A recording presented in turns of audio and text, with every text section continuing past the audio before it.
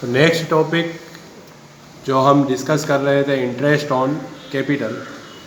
Interest on capital के cases हमने देखे थे, 4 केसेस। उसके बाद प्रैक्टिकल प्रॉब्लम्स या प्रैक्टिकल क्वेश्चंस जो इंटरेस्ट ऑन कैपिटल के, छोटा क्वेश्चन अलग से 1 नंबर में भी पूछ सकते हैं, और अगर बड़े क्वेश्चन में इसको पूछा जाता है तो वर्किंग नोट स्टूडेंट्स को करना पड़ता है। तो इंटरेस्ट ऑन कैपिटल जो समझाया था, इंटरेस्ट ऑन कैपिटल हमेशा ओपनिंग कैपिटल पर चार्ज किया जाता है। तो कभी क्वेश्चन में क्लोजिंग कैपिटल दे रखी हो तो उसमें ड्राइंग्स ऐड करके और नेट प्रॉफिट लेस करके ओपनिंग कैपिटल कैलकुलेट की जाती है, और उसके बाद इंटरेस्ट ऑन कैपिटल की कैलकुलेशन की जाती है। तो उसका प्रैक्टिकल क्वेश्चन हमने किया था। एक्स और वाई पार्टनर थे। 31 मार्च को जो प्रॉफिट फर्म का हुआ था वो 60,000। वो प्रॉफिट बांटने के बाद उनकी कैपिटल, मतलब 31 मार्च की कैपिटल दे रखी, मतलब क्वेश्चन में समझना है कि वो कैपिटल, क्लोजिंग कैपिटल 1,20,000 एक्स की थी और 90,000 वाई की कैपिटल थी। दोनों की ड्राइंग्स 10,000 ईच। फिर 5% पर एनम से इंटरेस्ट ऑन कैपिटल की कैलकुलेशन करनी थी। तो इस क्वेश्चन में हमने क्लोजिंग कैपिटल सबसे पहले पुट करी, उसमें से ड्राइंग जो है वो ऐड किया और नेट प्रॉफिट लेस करके ओपनिंग कैपिटल कैलकुलेट की थी। उसके बाद उस ओपनिंग कैपिटल पर 5% की रेट से इंटरेस्ट चार्ज किया था। और उस वीडियो में ये भी समझाया था कि अगर कैपिटल के आगे फिक्स्ड वर्ड लगा हुआ हो, यहाँ क्वेश्चन में है X and Y are partners in a firm, their capital on 31 March, और यही ऐसे हो कि their fixed capital on 31 March, तो ये सब कैलकुलेशन नहीं की जाती, क्योंकि हमने थ्योरी में पढ़ा है कि फिक्स्ड कैपिटल मेथड में जो ओपनिंग कैपिटल होती है वही क्लोजिंग कैपिटल होती है। तो वहाँ क्वेश्चन चेंज हो जाएगा, डायरेक्ट 1,20,000 और 90,000 पर ही हमको इंटरेस्ट की कैलकुलेशन करनी है, ये पढ़ा था। उसके बाद इंटरेस्ट ऑन कैपिटल का एक क्वेश्चन और हमने किया था। आगे आज इंटरेस्ट ऑन कैपिटल की प्रैक्टिकल प्रॉब्लम्स और देख रहे हैं। तो यहाँ पर इंटरेस्ट ऑन कैपिटल कैसे चार्ज किया जाता है, तो जैसे हम 7th और 8th क्लास में इंटरेस्ट की कैलकुलेशन करते थे टाइम बेसिस पे, उसी बेसिस पे हमको इंटरेस्ट ऑन कैपिटल की कैलकुलेशन करनी है। एग्जाम्पल लेता हूँ। पार्टनर्स हम मानते हैं 2, क्वेश्चन में दे रखे हैं ए और बी, 2 पार्टनर्स हैं। कैपिटल उनकी दे रखी है ऑन 1 अप्रैल। ए की कैपिटल है मान लो 2 लाख और बी की कैपिटल है 1,50,000। एडिशनल कैपिटल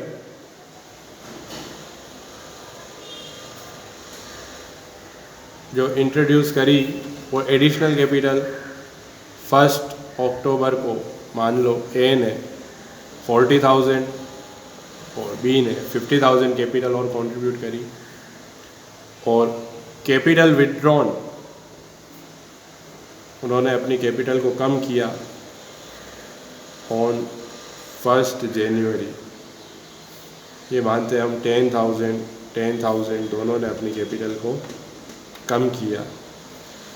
ऐसा अगर वो क्वेश्चन एग्ज़ाम में आए तो जैसे हम नॉर्मल कैलकुलेशन करते हैं उसी टाइप से, उसी बेसिस पे हमको इंटरेस्ट की कैलकुलेशन करनी है।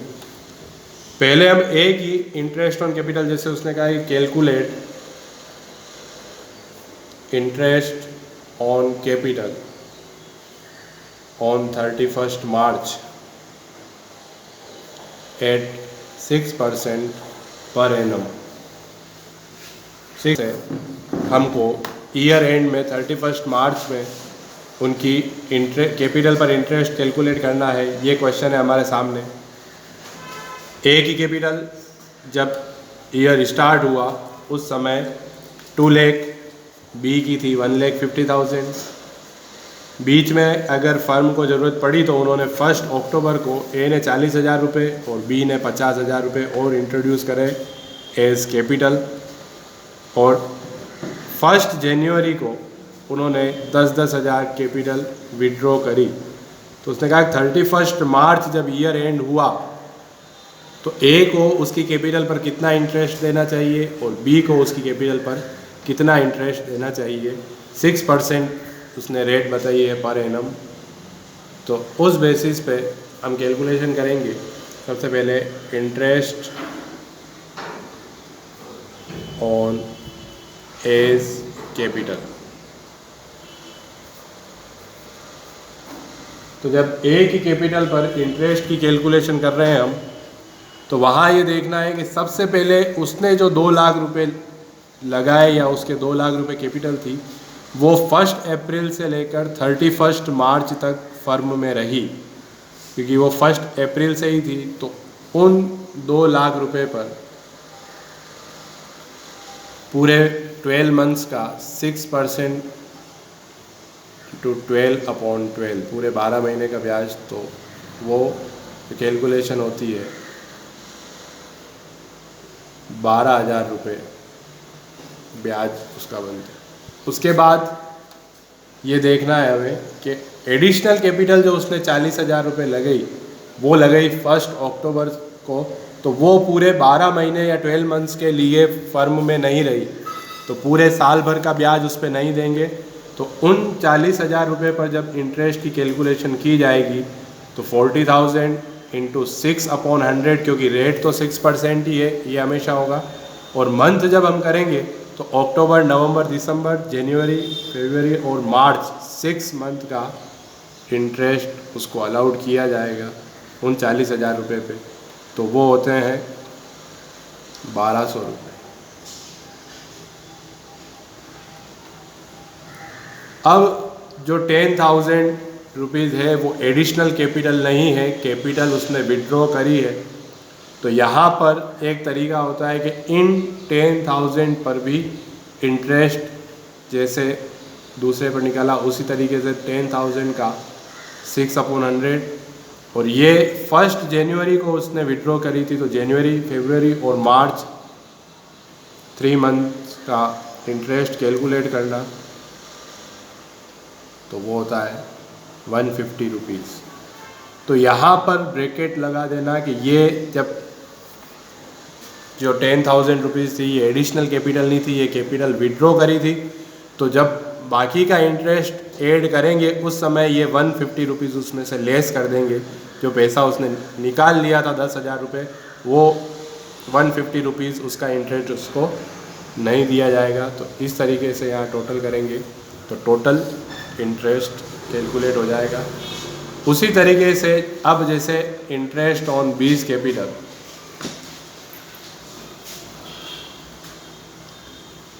बी की कैपिटल पर हम इंटरेस्ट की कैलकुलेशन कर रहे हैं। तो यहाँ क्वेश्चन में बी की कैपिटल 1,50,000 थी, ये थी 1 अप्रैल को।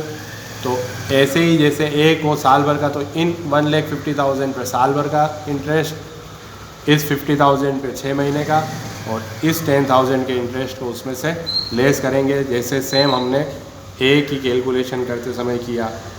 तो 1,50,000 इंटू 6/100 इंटू 12/12, ये नहीं भी लिखें तो भी चलता है, डायरेक्ट 6/100 भी कर सकते हैं। तो 9,000 रुपीज़।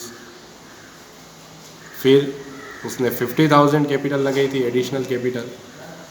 तो हमेशा जब ए का करें तब बी का हमको उस समय नहीं सोचना है, ए का पूरा कैलकुलेशन करने के बाद बी की कैलकुलेशन सेपरेट करनी है ताकि कंफ्यूजन नहीं हो उसमें। 50,000 रुपये अभी सिर्फ बी का देख रहे हैं, वो अक्टूबर में ही लगाए थे, तो वो 6 मंथ 6/100 इंटू 6/12, तो वो 1,500 रुपीज़ उसका इंटरेस्ट। और 10,000 तो वो सेम जो उसने विड्रॉ किए थे 6/100 इंटू 3/12, तो वो जो 150 रुपये हैं वो लेस हो जाएंगे। तो इस तरीके से हमको इंटरेस्ट की कैलकुलेशन करनी है। नॉर्मली जब बड़े क्वेश्चन आते हैं तो उसमें इंटरेस्ट की कैलकुलेशन का इतना ज़्यादा नहीं आता है, सीधा सा जो उनकी ओपनिंग कैपिटल होती है उस पर एक पर्टिकुलर रेट से इंटरेस्ट निकालना पड़ता है। पर अगर छोटा क्वेश्चन अलग से पूछते हैं तो हमको 2-3 कैलकुलेशन उसमें पूछ सकते हैं। इसलिए इंटरेस्ट की कैलकुलेशन जैसे हम मैथ्स में 7th और 8th क्लास में हमने उस बेसिस को सीखा है इंटरेस्ट के, उसी तरीके से कैलकुलेशन करनी है। यहाँ टोटल हो जाएगी, ये इंटरेस्ट ए की कैपिटल पे और ये इंटरेस्ट बी की कैपिटल पे होगा। ये सब हम वर्किंग नोट में करेंगे। हमको वहाँ जब profit and loss appropriation account बनाएंगे वहाँ पर to interest on capital direct A का जो टोटल होगी वो लिखना है हमको। जैसे यहाँ पर टोटल जो हो रही है उसकी 13,050 रुपये, तो डायरेक्ट वहाँ ये अमाउंट लिखा जाएगा। ये सब कैलकुलेशन अकाउंट के अंदर नहीं की जाएगी, ये सब बड़े क्वेश्चन में एज अ वर्किंग नोट हमको करना है। और वर्किंग नोट मतलब कोई रफ वर्क नहीं है, इसके मार्क्स होते हैं एग्ज़ाम में, वर्किंग नोट चेक किया जाता है। तो इस तरीके से हमको इंटरेस्ट ऑन कैपिटल की कैलकुलेशन करेंगे।